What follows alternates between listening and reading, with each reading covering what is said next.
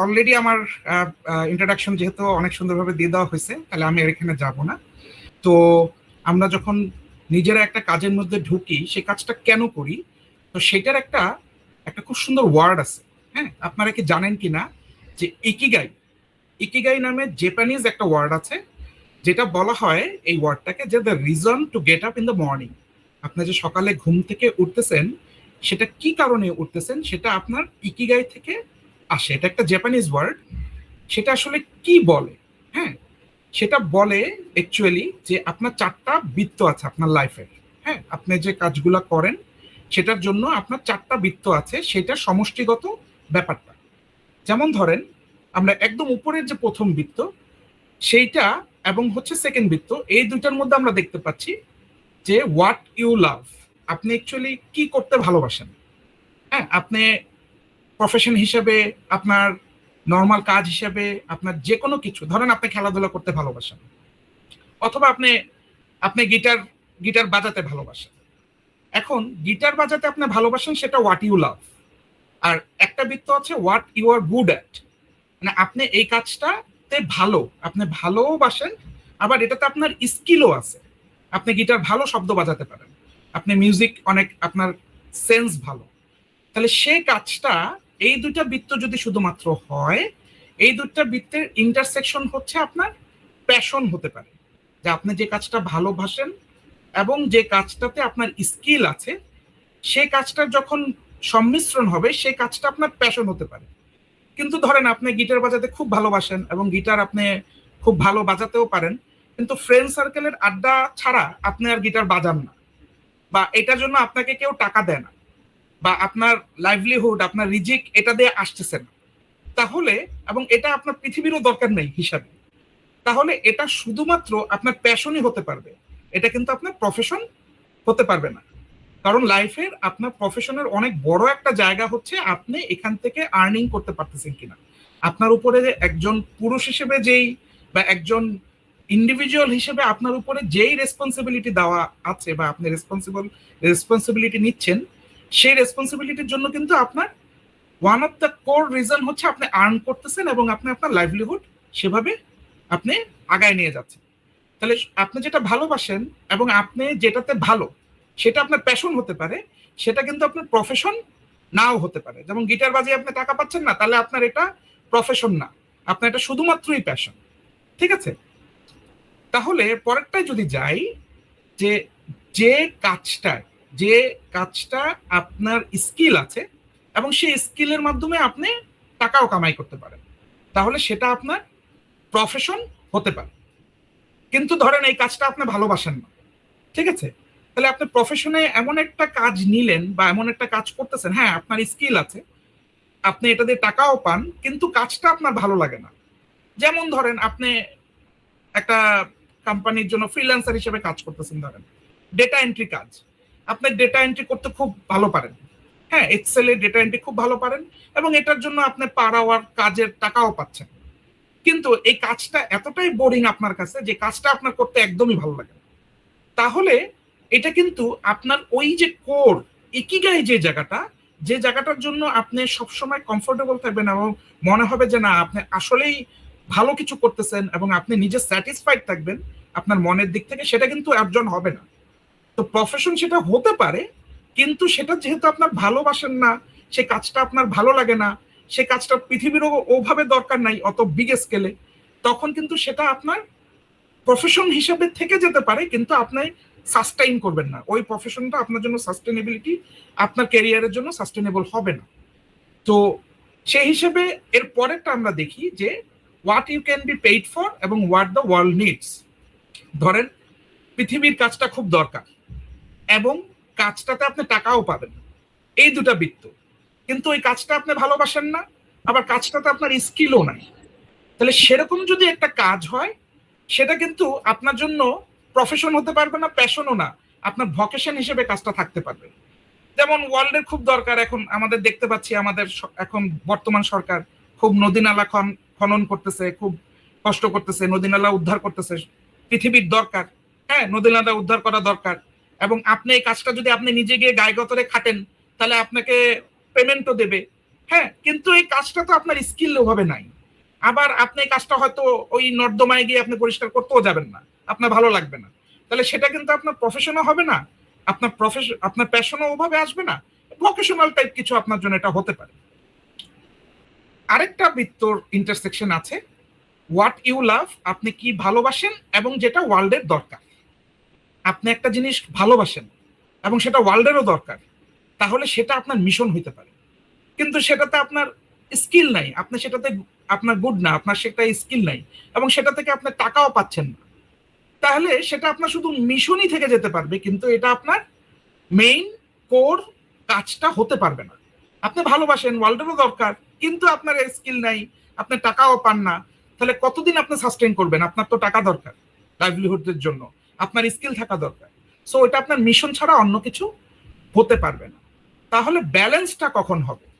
ব্যালেন্সটা তখনই হবে, তখনই আপনার ঘুম থেকে উঠে কাজে যেতে মন চাবে, যখন এই চারটা বৃত্তর সংমিশ্রণে আপনি একটা সেন্টার পয়েন্টে ব্যালেন্স করতে পারবেন। সেই জায়গাটাই হচ্ছে ইকিগাই।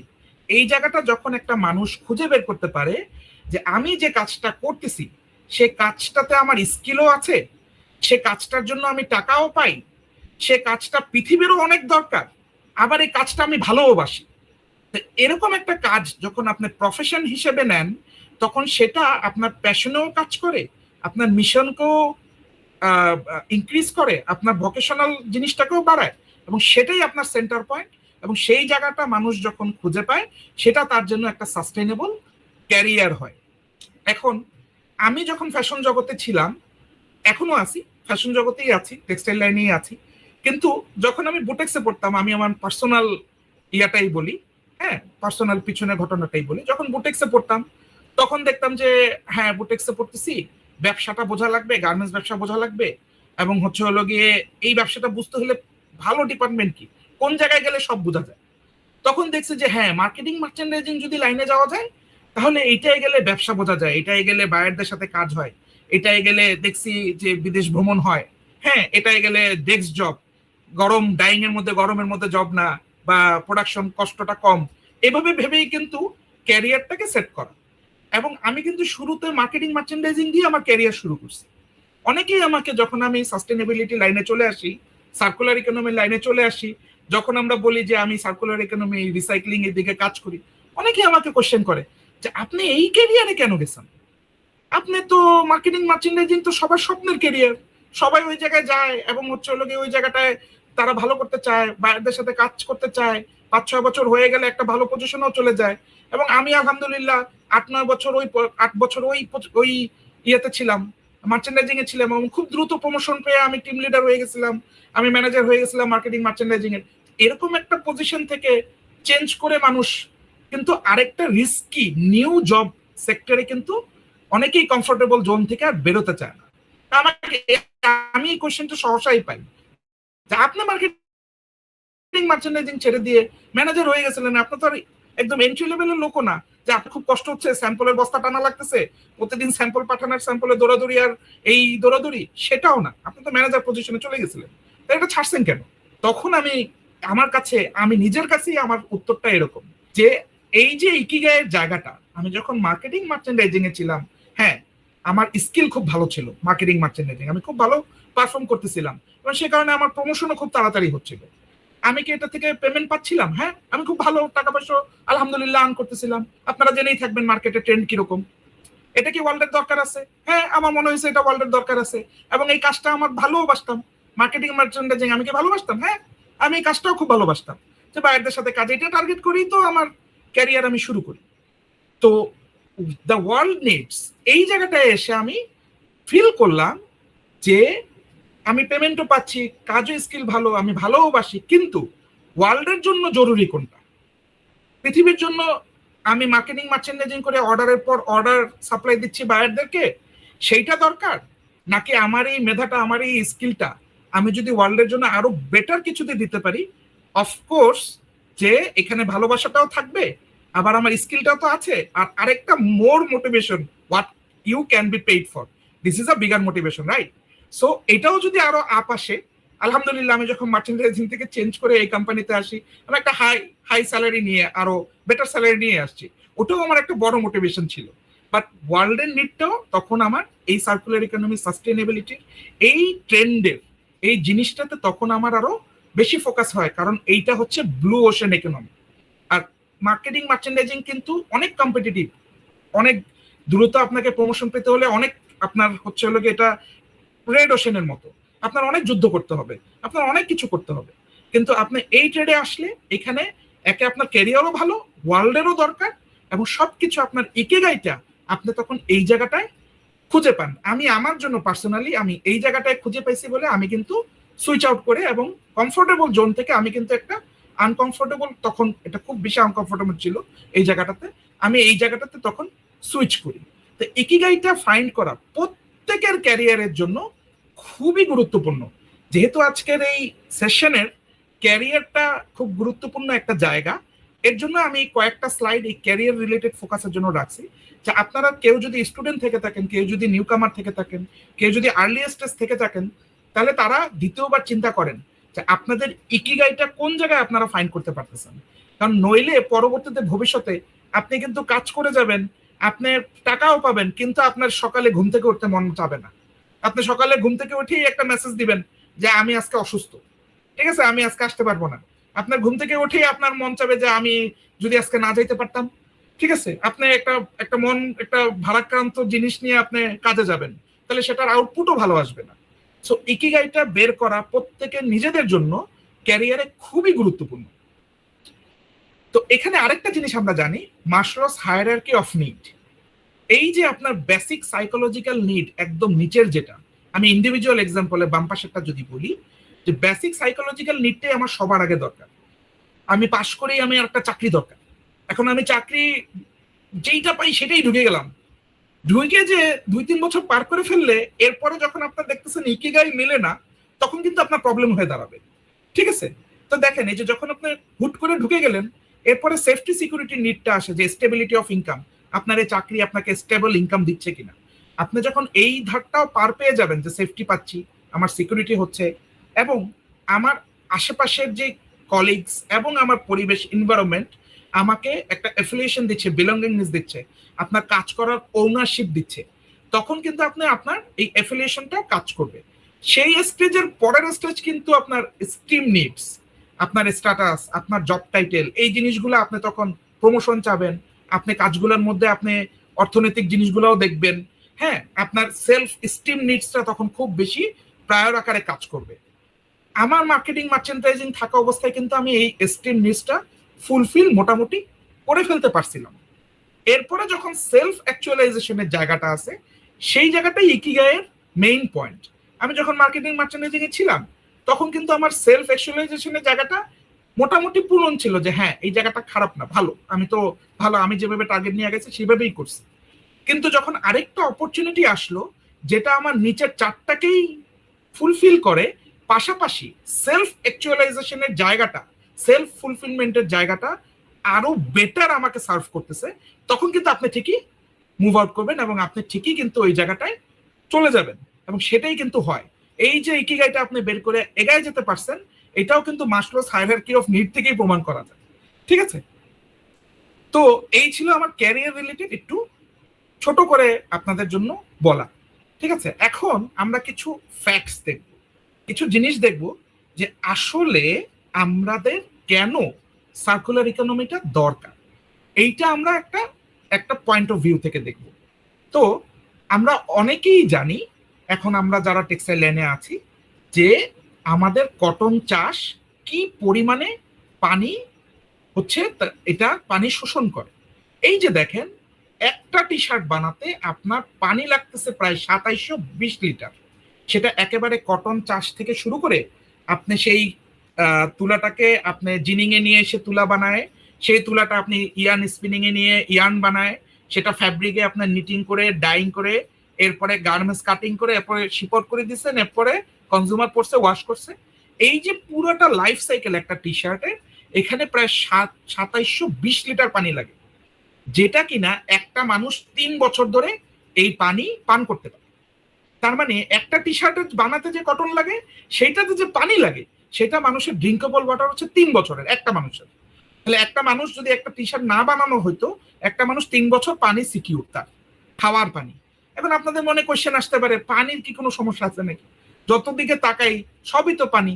3 ভাগ স্থল পৃথিবীর, আমরা জানি 1 ভাগ স্থল, 3 ভাগ হচ্ছে, চতুর্দিকে খালি পানি আর পানি, তাই না? আমরা তো তাই জানি যে আমাদের কাছে কি এনাফ পানি আছে কিনা, এবং তখন আমাদের চতুর্দিকে আমরা খালি পানিই দেখি। কিন্তু আসলে চতুর্দিকে যা দেখি, এই পানি কিন্তু আপনার 97% সামুদ্রিক সল্টি পানি। তাহলে এই পানি কিন্তু আপনি পান করতে পারবেন না। যত পান করবেন তত আরো আপনি মৃত্যুর দিকে ঢলে পড়বেন, আপনার তত আরো তৃষ্ণা বাড়বে। ঠিক আছে, আমরা মুভি দেখছি না যে সমুদ্রে বাঘ সহ ইয়ে হয়ে গেছে, কত মুভিটা কত হচ্ছে হলো ইয়া পাইছে, যে সেখানে সে কিভাবে বেঁচে ছিল। তো সল্টি পানি আপনার 97% ওয়ার্ল্ডের। তার মানে কি আমার কাছে 3% পানি মাত্র রয়ে গেল। এখন এই যে আমার 3% পানি রয়ে গেল, তাহলে এই 3% পানি কি আমার কাছে অ্যাভেলেবল? অ্যাকচুয়ালি এই 3% পানিও আমার কাছে অ্যাভেলেবল না, কারণ 2% পানি আবার আপনার উত্তর মেরু দক্ষিণ মেরুতে এই যে স্নো আইস, এই যে পাহাড়, আপনার বরফের পাহাড়, সেই জায়গায় লক করা। এখন এই পানি যে লক করা, এটা যে আমাদের জন্য কত বড় সৌভাগ্যের ব্যাপার। এটা যদি লক করা না থাকতো, এই পানি যদি গলা শুরু করে, এবং আমরা জানি অলরেডি গলতেছে, কার্বন এমিশনের জন্য এই টেম্পারেচার বেড়ে যাচ্ছে এবং গলতেছে। গললে কি হবে? বাংলাদেশ নবম সবচেয়ে ভনারেবল কান্ট্রি, সবার আগে পানির তলে চলে যাবে। আপনাদের বাংলাদেশ পানির নিচে একদম পুরোটাই ডুবে যাবে, যেহেতু সমুদ্র পৃষ্ঠের সাথে সমতল একদম আমরা বরাবর। তাহলে এই পানি যদি গলা শুরু করে, এই বরফ যদি গলা শুরু করে, আমরা পানির তলে চলে যাব। তার মানে এই যে 2% লক করা আছে, আমাদের সৌভাগ্য। এটা লক করা থাকলে আরো খুশি আমরা। তাহলে দিন শেষে আসলে পানি রয়ে গেল কতটুকু? আমাদের হাতে রইল মাত্র 1% পানি। তাহলে এই 1% সুপেয় পানি, সুমিষ্ট পানি, যেটা দিয়ে আপনি আপনার পুরো পৃথিবীর যত কাল্টিভেশন হচ্ছে, ক্রপস, আপনি শস্য খাবেন, আপনার খাবার, হ্যাঁ, রিজিক, সেইটা আপনি কাল্টিভেট করতেছেন এই 1% পানি দিয়ে।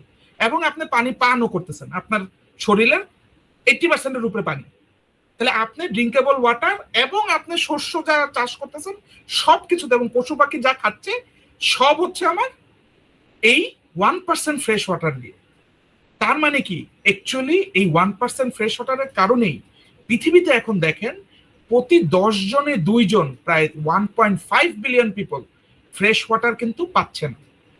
আপনি বাংলাদেশে বসে আছেন, নদীমাতৃক দেশ, সেই হিসেবে আপনি হয়তো পানি পাচ্ছেন। যদিও 1970 সালে যদি আমরা 20 মিটার নিচে যাইতাম, আমরা ফ্রেশ ওয়াটার পাইতাম। এখন ইন্ডাস্ট্রিতে 800 মিটার, 700 মিটার, 800 মিটার নিচে গিয়েও ভালো পানি পায় না। ডিপ ওয়েলে গিয়েও ভালো পানি পায় না। গ্রামে গঞ্জে ডিপ ওয়েলে গিয়ে দেখা যাচ্ছে আর্সেনিক যুক্ত পানি পাচ্ছে। মিরপুরে এখন চিন্তা করে দেখেন পানির কত নিচে গিয়ে পানি আনা লাগতেছে। তাহলে পানির স্তর কি নিচে নেমে যাচ্ছে না? আপনি জাস্ট চিন্তা করেন, আপনার ঘরে আজকে যদি 10 জন মানুষ থাকে, আর 2 জন মানুষ যদি পানি না পায়, বাকি 8 জন যদি পানি পায়, তাহলে আপনার কেমন লাগে? তাহলে পৃথিবীকে যদি সমষ্টিগতভাবে আপনার ঘরের মধ্যে নিয়ে আসেন, তখনই আপনি দেখতেছেন 2 জন কিন্তু ফ্রেশ ওয়াটার, ড্রিঙ্কেবল ওয়াটার পাচ্ছে না। এবং আরেকটা জিনিস হচ্ছে যে পপুলেশনের যে গ্রোথ আপনার দিনে দিনে বাড়তেছে, এবং পারচেজিং ক্যাপাবিলিটি, আমাদের ফিয়াট মানি, প্রিন্টেড মানি, হ্যাঁ, ডলার প্রিন্ট করে আমেরিকা ছড়াই দিচ্ছে পুরো বিশ্বে, পুরো সারা বিশ্বেই মানুষজন টাকা পয়সা খালি প্রিন্ট করে মুদ্রাস্ফীতি বাড়াই দিচ্ছে। তাতে মানুষের পকেটে নোট তো চলে আসতেছে, পারচেজিং ক্যাপাবিলিটি। তাহলে এই নোট দিয়ে তারা কেনাকাটা করতেছে, এবং তার কারণে, এবং ফাস্ট ফ্যাশনের, মানে শুধু তো ফাস্ট ফ্যাশন না, ultra fast fashion, ultra fast ফ্যাশনের এই ট্রেন্ডের কারণে 2050 নাগাদ ক্লোদিং এর ডিমান্ড নাকি এইরকম একটা জিনিস দাঁড়ায়। করেন এখানে কতগুলো শূন্য, 160 বিলিয়ন কেজি। এই 160 বিলিয়ন কেজি যদি ক্লোদিং এর ডিমান্ড হয়, এবং এই ক্লোদিং এর ডিমান্ডকে যদি আপনার রিসোর্স দ্বারা কেটার করা লাগে, পানি, এনার্জি, হ্যাঁ, তেল, গ্যাস, এগুলো দিয়ে যদি আপনি প্রোডাকশন করতে চান, এই এই পরিমাণ ক্লোদিংকে, যেটা কিনা এখনকার থেকে 3 গুণ বেশি, এখন কারেন্ট আরো 2 বছর আগের হিসাবের থেকে 3 গুণ বেশি, এই যদি গ্রোথটা থাকে, তাহলে আপনার রিসোর্স লাগবে 2.5টা পৃথিবীর রিসোর্স লাগবে। আপনি ওই ডিমান্ড যদি ফুলফিল করতে চান, এই 3 গুণ ডিমান্ড ক্লোদিং এর যদি ফুলফিল করতে চান, আপনার পৃথিবী লাগবে 2.5টা। এখন আপনার কাছে কি আড়াইটা পৃথিবী আছে? আপনার কাছে আড়াইটা পৃথিবী কিন্তু নাই। আপনার কাছে অ্যাকচুয়ালি একটা পৃথিবীও নাই। কারণ আমরা কি জানি, পৃথিবী ওভারশুট হয়ে যাচ্ছে আপনার 7-8 মাসে। বর্তমানে মনে হয় 7 মাসে ওভারশুট হয়ে যাচ্ছে। তার মানে কি, পৃথিবীর যে রিসোর্স আছে সেই রিসোর্স 12 মাসের রিসোর্সে 7 মাসেই খরচ করে ফেলতেছে।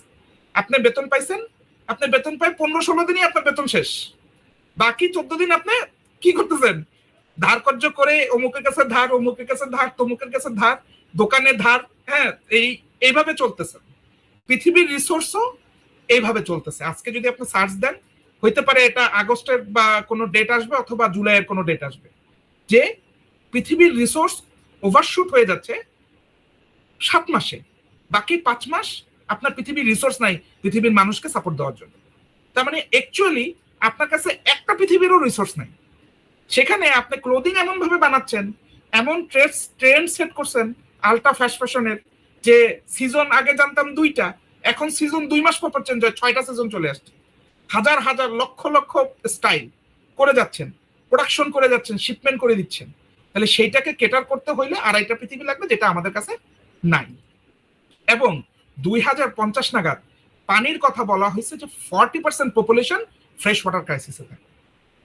তার মানে আপনি চিন্তা করেন, আপনার ঘরে 10 জন মানুষ, অর্ধেক মানুষের পানি নেই। ঠিক আছে, বর্তমানে পৃথিবীতে এমন অনেক দেশ আছে যেখানে রেশন করে পানি দেওয়া হয়, যে ঘরে রেশন করে আজকে আপনার ইউজ করতে পারবেন এত লিটার, এত লিটারের বেশি যদি ইউজ করেন সুপার ট্যাক্স বসায় দিচ্ছে। সাউথ আফ্রিকারই অনেক এরিয়া আছে যেসব জায়গায় রেশন করে পানি দেওয়া হচ্ছে। ভবিষ্যতে, বর্তমানে এখন বলেন তো, যার কাছে তেল আছে সেই কি ধনী না? যার কাছে তেল আছে সেই ধনী কান্ট্রি। পৃথিবীর একটা সময় আসতেছে যেখানে যার কাছে ফ্রেশ ওয়াটার থাকবে, পানি থাকবে, সেই সম্পদশালী, সেই তখন আপনার ধনী ধনী দেশ হিসেবে গণ্য হবে। তাহলে এই পানি, ফ্রেশ ওয়াটারই কিন্তু ভবিষ্যতে নিউ অয়েল হিসেবে কাউন্ট হচ্ছে। তাহলে দেখেন, চিন্তা করেন যে আমরা যেই fast fashion, ultra fast fashion ট্রেন্ডটাকে সেট করছি এবং যেভাবে প্রোডাকশন করতেছি, যেভাবে কনজিউম করতেছি, সেটা আসলে বাস্তবিকভাবে আপনার কেটার করা পসিবল না। তাহলে এই জিনিসটাই আপনার তখন এই সার্কুলার ইকোনমিকে পুশ করতেছে। এবং তখন এই বিভিন্ন দেশের হচ্ছে ল মেকার্সরা তখন এক জায়গায় বসে, আমি লয়ার্স একটা স্লাইড আছে দেখাবো, এক জায়গায় বসে যে না, ফাস্ট ফ্যাশনকে এভাবে চলতে দিলে আমার তো সেই পরিমাণ নাই, এবং আমার জিএইচজি এমিশন ওভাবে বেড়ে যাবে, এবং এই সব অনেকগুলা কারণে আপনার তখন এই লিনিয়ার ইকোনমিতে, যে আমি পৃথিবী থেকে রিসোর্স নিব, আমি কটন চাষ করব, কটন নিব, এনার্জি নিব, এরপর বানাবো, ইউজ করব, এরপর ফেলে দেবো, ওয়েস্ট করবো, এটা হচ্ছে লিনিয়ার ইকোনমি। এই মডেলে যদি আমি চলতে থাকি তাহলে আমার এই ডিমান্ড ফুলফিল করা সম্ভব না, এবং আমার সাস্টেনেবলও না। এই প্রজেক্ট, এই প্রসেস আমার সাস্টেনেবল না। তাহলে কি করতে হবে? আমি যেটা এক্সট্রাক্ট করছি সেইটা আমার লুপের মধ্যে, ইকোনমির মধ্যে বারবার নিয়ে আসতে হবে। যেই রিসোর্সটা আমি অলরেডি একবার বের করে নিছি, একবার প্রোডাকশন করছি, সেটাকে কিভাবে আমি বারবার করতে পারি, তাহলে আমি ডিমান্ডটাকে কিছুটা কেটার করতে পারবো, তাহলে আমার পৃথিবীর উপরে চাপও কিছুটা কমবে। যেমন আমি যে গেঞ্জিটা পরে আছি, রিভার্স রিসোর্সে আমি যখন জয়েন করি তখন এই গেঞ্জিটা আমি ডেভেলপ করি, এবং এই গেঞ্জিটা 5 বছর, প্রায় 5 বছর হয়ে যাচ্ছে আমি রিভার্স রিসোর্সে 5 বছরে। এই গেঞ্জিটার মধ্যে আপনার 50% রিসাইকেল কটন, 50% ইকোভেরো ভিসকস, এই সুতাটার ভিতরে কম্পোজিশন। তার মানে কি, আমার এই টি শার্টটা পুরাটাই সাস্টেনেবল সোর্স, এবং 50% রিসাইকেল কটন। আমার 50% কটন কিন্তু আর জমি থেকে চাষ করা লাগে না। এইটা, এই গেঞ্জি বানাইতে আমার যে কটনটা, সেটা রিসাইকেল থেকে আসছে, এবং সেটার জন্য আমার নতুন করে রিসোর্স পৃথিবী থেকে নেওয়া লাগে নাই। আমার আগে যেটা ছিল সেটাকেই ক্রাশ করে আমি ফাইবার বানাই, আমি রিসাইকেল করে এই টি শার্টটা আমি বানাইছি। তাহলে এখানে আমার যদি আপনার 400 গ্রাম 300 গ্রাম ফ্যাব্রিক লেগে থাকে, আমার পুরাটাই কি সাস্টেনেবল সোর্স, আমার রিসোর্সটা আমি পৃথিবী থেকে এক্সট্রাক্ট করি নাই। তাহলে এটা একটা সার্কুলার ইকোনমির অ্যাডভান্টেজ, এবং এর মাধ্যমে ফ্যাশন জগৎ থেকে আপনার জিনিসটাকে, ফাস্ট ফ্যাশনটাকে থামায় সার্কুলার ইকোনমির দিকে পুরো বিশ্ব কিন্তু এখন আগিয়ে যাচ্ছে। তো এই যে আমি একটু আগে বলতেছিলাম যে টেম্পারেচারের কথা, যে আমার উত্তর মেরু দক্ষিণ মেরু যদি গলে যায়, পৃথিবী, বাংলাদেশ একদম পানির নিচে চলে যাবে। এখন আপনার জাস্ট ছোট্ট আকারে এই গ্রাফটা দেখেন, যে একদম বাম পাশে নিচে দেখা যাচ্ছে 1850 সাল, 1850 সাল থেকে 1930 বা 40 সাল পর্যন্ত পৃথিবীর অ্যাভারেজ টেম্পারেচার, পুরো ধরেন পৃথিবীর আপনার একটা গোলক, একটা ফুটবল, এই ফুটবলের পুরো উপরের গায়ের উপরে টেম্পারেচারটা, অ্যাভারেজ টেম্পারেচার সবসময় শূন্যের নিচে ছিল, নেগেটিভে ছিল। এখন যদি নেগেটিভে থাকে তাহলে কি হবে? বরফ বরফ থাকবে, বরফ গলবে না। এখন দেখেন 1930-40-এর পর থেকে জিরোর উপরে কয়েকটা পিক দেখা যাচ্ছে। এই যে দেখেন কয়েকটা এখানে পিক দেখা যাচ্ছে। এরপরে 1975 সালের পর থেকে আর কিন্তু কোনো নিচে কোনো পিক নাই। মানে কি নেগেটিভ কোনো অ্যাভারেজ টেম্পারেচার নাই গ্লোবে। এই ফুটবলের অ্যাভারেজ টেম্পারেচার কি? পজিটিভ। এখন পজিটিভ টেম্পারেচার মানে কি? বরফ কি হচ্ছে? বরফ আপনার কিন্তু অল্প অল্প করে গলতেছে। তাহলে এবং স্কাই রকেটিং হারে দেখছেন গ্লোবাল অ্যাভারেজ টেম্পারেচারটা একদম স্কাই রকেটিং হারে উপরের দিকে কিভাবে বাড়তেছে। তাহলে এই যে গোলকের উপরে টেম্পারেচার বেড়ে যাচ্ছে বিভিন্ন কারণে, আপনারা জানেন যে উপরে গ্রিন হাউস গ্যাস ট্র্যাপড হচ্ছে, ট্র্যাপড হয়ে প্রোডাকশনের কারণে সেটাই টেম্পারেচারটা বাড়ায় ফেলতেছে, তাই না? তো এই কারণে আমাদের এখন এই অবস্থা। এবং আপনার এই ভালনারেবল কান্ট্রি আমাদেরকে নাকি বলছে বাংলাদেশ এত এত বিলিয়ন ডলার ক্লাইমেট চেঞ্জের ফান্ড পাবে, প্রত্যেকবার COP30 মিটিং এ যায়, অমুকে মিটিং এ যায়, গিয়ে আমাদেরকে অনেক ওয়াদা টদা দেয়, কিন্তু আমরা কিন্তু এখন পর্যন্ত কিছু পাইনি। হ্যাঁ, কিন্তু আমরা নবম ভালনারেবল কান্ট্রি, আমাদের দেশ পানির নিচে চলে যাওয়ার খুব সমূহ সম্ভাবনা আছে। তো গ্লোবাল টেম্পারেচার যখন বেড়ে যায় তখন কিন্তু আরো কিছু জিনিস পৃথিবীতে হয়। যখন গ্লোবাল অ্যাভারেজ টেম্পারেচার বেড়ে যায় তখন এই এই যে দুর্যোগগুলা, সেটা ফ্রিকোয়েন্সি অনেক বেশি বেড়ে যায়। আপনি দেখবেন বিগত 10 বছরে এই যে খরা, এই যে বন্যা, এই যে আপনার ঘূর্ণিঝড়, এই যে আগুন লেগে যাওয়া, হ্যাঁ, এই জিনিসগুলো কিন্তু ফ্রিকুয়েন্ট, অনেক বেশি ফ্রিকুয়েন্ট হয়ে গেছে। কারণ কি? এখন টেম্পারেচার এমন পরিমাণ গোলকে বাড়ছে যে এগুলোর ফ্রিকোয়েন্সিকে ট্রিগার করতেছে। এবং আপনারা যে কোনো সময় হঠাৎ বন্যা হয়ে যাচ্ছে, হঠাৎ আপনার একটা ভূমিধস হয়ে যাচ্ছে, হঠাৎ খরা চলে আসতেছে, হঠাৎ বন জঙ্গল আগুন ধরে যাচ্ছে। তাহলে এই জিনিসগুলো কিন্তু আপনার ট্রিগার করতেছে ফ্যাশন জগতের কারণেও। ঠিক আছে? কারণ কি? ফ্যাশন জগৎ আপনার second highest industrial polluter after oil. এই তেলের পরেই সেকেন্ড হাইয়েস্ট ইন্ডাস্ট্রিয়াল পলিউটার হচ্ছে আপনার ফ্যাশন। এবং ফ্যাশন হচ্ছে responsible 10% of the global carbon dioxide এমিশনের। সেটা কি করতেছে? আমাদের ব্রিদেবল এয়ারটাকে পলিউট করতেছে, আমাদের লিভেবল ল্যান্ডকে পলিউট করতেছে, আমাদের ড্রিঙ্কেবল ওয়াটারকে পলিউট করতেছে। আপনারা ভালো করে জানেন বাংলাদেশে এইটিপি কতটুকু চলে আর কতটুকু চলে না, কিভাবে আমাদের স্লাজ বুড়িগঙ্গা নদী পানি আমরা গেলেই দেখতে পাই। ঠিক আছে, যে কি অবস্থা, কি সিচুয়েশন, আমরা আমাদের পানির সম্পদটাকে কিভাবে হারাচ্ছি। এবং ফার্মেবল ল্যান্ডের অবস্থা কি, এটা আমরা সবাই বুঝতে পারতেছি। তো এই কারণেই আপনার 2014 সালে যখন প্যারিস এগ্রিমেন্ট হয় তখন কিন্তু এই যে SDG goals, sustainable development goals গুলো বিজনেস মডেলে প্রোঅ্যাক্টিভলি আগাতে বলা হয় সব ওনারদেরকে। যখন লিডাররা বসছে তখন এই বিজনেসে যত ওনাররা আছেন, ইনক্লুডিং ফ্যাশন জগতের ওনারদের, এই বিজনেস মডেলে তাদেরকে এসডিজি গোলস গুলোকে ওন করতে বলা হয়। কিন্তু আমরা দেখতে পাইছি একটা সময় যে আপনার এই যে দেখেন প্রায় 150 ব্র্যান্ডস ওয়ার্ল্ড ওয়াইড 50+ কান্ট্রির কিন্তু তারা সাস্টেনেবিলিটি তাদের বিজনেস মডেলে নিয়ে আসার চেষ্টা করতেছে। কারণ সাস্টেনেবিলিটি ছাড়া কি হবে না, ফ্যাশন জগতের যে ডিমান্ড সেটা তো পূরণ হবেই না, ব্যবসাও করতে পারবে না, আবার পৃথিবীও আপনার সেটা সাপোর্ট দিতে পারতেছে না। তো সেইখান থেকেই আপনার বিজনেস মডেলে চলে আসছে কি ইএসজি, এনভায়রনমেন্ট, কর্পোরেট গভর্নেন্স এবং সোশ্যাল। এই মডেলটা নিয়ে এত কাজ হচ্ছে। আপনারা এখন জানেন যে এইটা নিয়ে কত ট্রেনিং হচ্ছে এবং এটা নিয়ে কত ফান্ডেড ট্রেনিং হচ্ছে, ফ্রি ট্রেনিং। আপনাদেরকে ফ্রি শেখানো হচ্ছে যে কেন ইএসজি দরকার, কেন আমার কর্পোরেট ইয়েতে আমি এটাকে অ্যাডপ্ট করব, এবং তাইলে এই কাজগুলো আমাদের হবে প্রত্যেকটা ডিপার্টমেন্টের জন্য।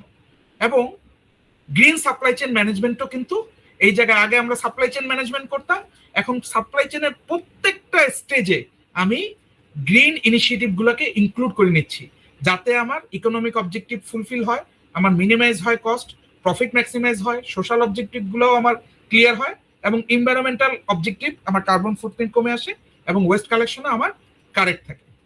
তো দেখেন এই যে ওয়ার্ল্ড ওয়াইড আমি যেটা বলতেছিলাম যে কতগুলো ল ওয়ার্ল্ড ওয়াইড আপনার টেক্সটাইল রিসাইক্লিং এবং টেক্সটাইল ওয়েস্টকে টার্গেট করে সার্কুলার ইকোনমিকে প্রমোট করার জন্য কতগুলো ল আপনার এখানে চলে আসছে একদম ওয়ার্ল্ড ওয়াইড।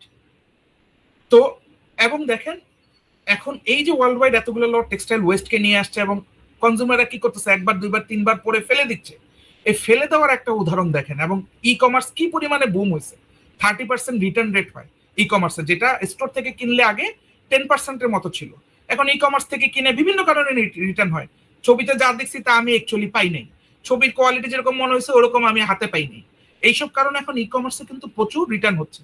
আপনি অপ্পো মোবাইল দিয়ে ছবি তুলে এডিট করে সুপার এডিট করে দিয়ে দিচ্ছেন, যে প্রোডাক্ট ডিসক্রিপশন লেখছেন তা আপনি পান নাই। আমার নিজের সাথে কত এরকম হয়েছে। হ্যাঁ, এবং অ্যানুয়াল ওয়ার্ল্ড ওয়াইড রিটার্নস প্রায় $1 ট্রিলিয়ন। চিন্তা করা যায় আমাদের প্রোডাক্ট, অ্যাপারেল প্রোডাক্টের অ্যানুয়াল হচ্ছে ভ্যালু হচ্ছে 1.3 থেকে 1.7 ট্রিলিয়ন ডলার, সে জায়গায় অ্যানুয়াল রিটার্ন রেট দেখেন $1 ট্রিলিয়ন। আগের বছরও প্রোডাক্ট রিটার্ন হচ্ছে, তার আগের বছরও প্রোডাক্ট রিটার্ন হচ্ছে। কত ম্যাসিভ একটা কস্ট, এবং ইম্প্যাক্ট হচ্ছে তার ডাইরেক্ট রেভিনিউতে। একটা ইউকে রিটেলারের হিসাব করা হয়েছে 4.4% রেভিনিউর উপরে ইম্প্যাক্ট হচ্ছে, নট প্রফিট। পুরো রেভিনিউ 4.4% তার এগুলোর পিছিয়ে খরচ হয়ে যাচ্ছে। তাহলে এটা একটা বিশাল চ্যালেঞ্জ। এই যে আপনার সার্কুলার ইকোনমি যে ইয়াটা, সেটা একটা বিশাল চ্যালেঞ্জ। একটা ল আমি এখানে উদাহরণ হিসেবে দিছি, ESPR, eco design for sustainable product regulation. এখানে দেখেন কতগুলা পয়েন্টকে তারা অ্যাড্রেস করতেছে। ডিউরেবিলিটি হতে হবে, রিউজেবিলিটি থাকতে হবে, রিপেলেবিলিটি থাকতে হবে, রিসাইকেল কন্টেন্ট থাকতে হবে, এনার্জি ইউজ কমাইতে হবে, এনভায়রনমেন্টাল কমাইতে হবে। কি পরিমাণ টার্গেট করতেছে, এবং সেইটা আপনার 2026-এ রিপোর্টিং, এই বছরের শেষ থেকে ডিপিপি ডিজিটাল প্রোডাক্ট পাসপোর্টে এই জিনিসগুলো কালেকশন শুরু হয়ে যাবে।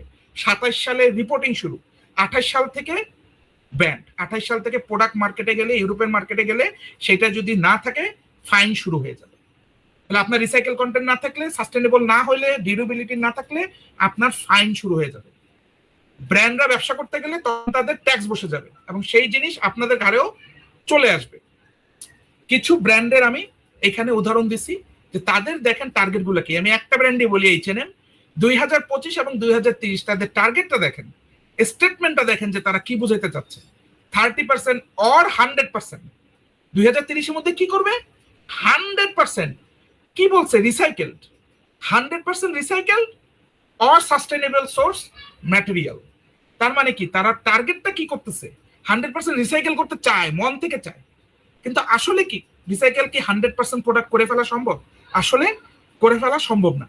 তো এইটা কিন্তু তাদের স্টেটমেন্টে এভাবে দাঁড়া করেছে যে 100% যদি পারতাম আমি 100% রিসাইকেল করতাম, যদি না পারি তাহলে পুরোটা যেটা বাকি থাকবে সেটা আমি সাস্টেনেবল সোর্স ম্যাটেরিয়াল থেকে করব। ঠিক আছে? এবং অর্গানিকের থেকে তারা প্রায়োরিটাইজ করতেছে রিসাইকেলকে। তো এরকম ব্র্যান্ডদের কাছে, আপনাদের ব্র্যান্ডে, আমরা যেহেতু প্রোডাকশন কান্ট্রি, আমাদের ব্র্যান্ডদের কাছে টেক্সটাইল ওয়েস্ট একটা স্ট্র্যাটেজিক অ্যাসেট হিসেবে এখন দাঁড়াইছে। এটা একটা স্ট্র্যাটেজিক র ম্যাটেরিয়াল হয়ে দাঁড়াইছে। তো এর জন্য দেখা যাচ্ছে বিশ্বব্যাপী কি হয়েছে, আপনার এই 2023 থেকে 2030-এর দেখেন recycling capacity world wide huge investment হচ্ছে, এবং এই জায়গাতেই ওই আপনার জব ক্রিয়েশন গুলা দাঁড়াচ্ছে। নতুন ইন্ডাস্ট্রি গড়ে উঠতেছে। এই রিসাইক্লিং ইন্ডাস্ট্রি তো সার্কুলার ইকোনমির ইন্ডাস্ট্রিকে, এই রিউজ, রিপেয়ার, রিসাইকেল। তাহলে আপনি রিসাইক্লিং ইন্ডাস্ট্রির র মেটেরিয়াল কি? আপনার টেক্সটাইলের ওয়েস্ট। তাহলে এই রিসাইক্লিং ইন্ডাস্ট্রি গড়ে উঠতেছে এবং টেক্সটাইল ওয়েস্টকেও ম্যানেজ করার জন্য কাজ চলতেছে। তাহলে এই যে সার্কুলার ইকোনমি একটা থট, একটা আপনার হচ্ছে কনসেপ্ট। এই কনসেপ্টের ইঞ্জিন হচ্ছে রিভার্স লজিস্টিক্স। যে আমার গাড়িটা হচ্ছে টয়োটা, কিন্তু গাড়ির টয়োটার ইঞ্জিনটা হচ্ছে আপনার ধরেন রিভার্স লজিস্টিক্স। রিভার্স লজিস্টিক্সে দেখেন রিটার্ন ম্যানেজমেন্ট নিয়ে কাজ হবে, রিম্যানুফ্যাকচারিং নিয়ে কাজ হবে, প্যাকেজিং ম্যানেজমেন্ট নিয়ে কাজ হবে। আনসোল্ড গুডস যেটা আপনি পাঠাইছেন সেখানে 30%, 15%, 20% আনসোল্ড থেকে গেছে, পরের বছরও চেষ্টা করছে বিক্রি করতে পারে নাই, ডিসকাউন্ট দিয়েও চেষ্টা করছে বিক্রি করতে পারে নাই, রয়ে গেছে। সেইটার management, end of life management, lease, rental, repair, এই ধরনের কাজগুলোতে আপনার তখন অনেক বেশি কাজ হবে ইউরোপ বেসিসে। এখানে একটা উদাহরণ দেওয়া আছে, দেখেন টেক্সটাইল রিসাইক্লিং এ অনলি ইউরোপে প্রায় $2.2 বিলিয়ন প্রফিট পুল ক্রিয়েট করা সম্ভব, এবং 15,000 নিউ জবস ক্রিয়েট করা সম্ভব। তো সার্কুলার ফ্যাশনের তাহলে গ্লোবাল জবসটা কিরকম হতে পারে? এখন বর্তমানে ফ্যাশন ইন্ডাস্ট্রিতে প্রায় 300 মিলিয়ন পিপল কাজ করতেছে, প্রায় 300 মিলিয়ন পিপল কাজ করতেছে। সেখানে নতুন করে আপনার এই সার্কুলার ইকোনমিতে 7 থেকে 8 মিলিয়ন, 70 থেকে 80 লাখ লোকের গ্লোবাল একটা জবস ক্রিয়েট হতে পারে, যেখানে যা প্রতি 1000 টানসে 20 জনের জবস হয়। এটা আপনার কালেক্টেড এবং sorting, kind of low paid jobs, যেটা আপনারা কালেকশন করে সর্টেড করে লোকালাইজ জবস। এটা এভরি 1000 টনসে 20টা জব মোটামুটি ক্রিয়েট হচ্ছে। এটা আপনার সার্কেল ইকোনমি রিসার্চ থেকেই বের হয়ে আসছে। আর মোটামুটি high paid jobs, recycling jobs, যেটা 7 এই 1000 হচ্ছে মেট্রিক টনে 7টা ক্লিন টেক পজিশন, যেটা হাই ভ্যালু জব, সেইটাতে ক্রিয়েট হচ্ছে।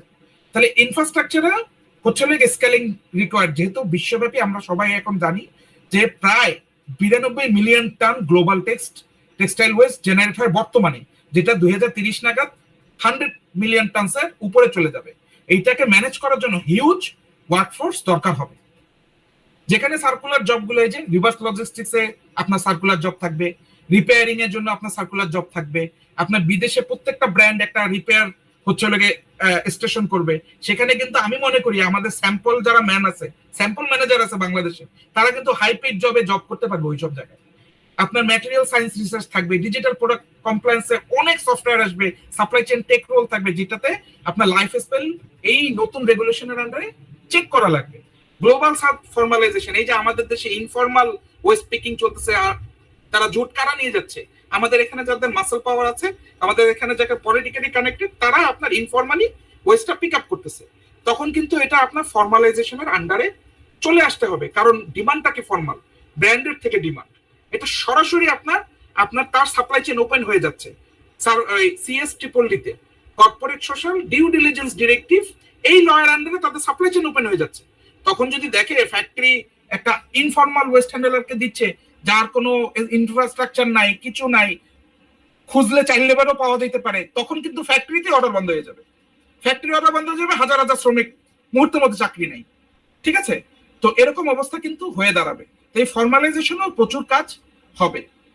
তো আমরা আমাদের উদাহরণটা হালকা করে দিচ্ছি। আমরা রিভার্স রিসোর্স ওয়ার্ল্ড ওয়াইড কাজ করতেছি।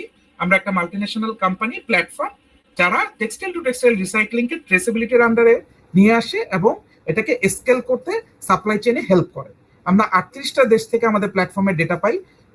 27+ ব্র্যান্ড ডিরেক্ট আমাদের সাথে কাজ করতেছে এবং 70+ ব্র্যান্ড আমাদের সাথে বিভিন্ন প্রজেক্টে জড়িত। তো এটা আমরা একটু স্কিপ করে যাচ্ছি যেহেতু সময় আমাদের হাতে কম।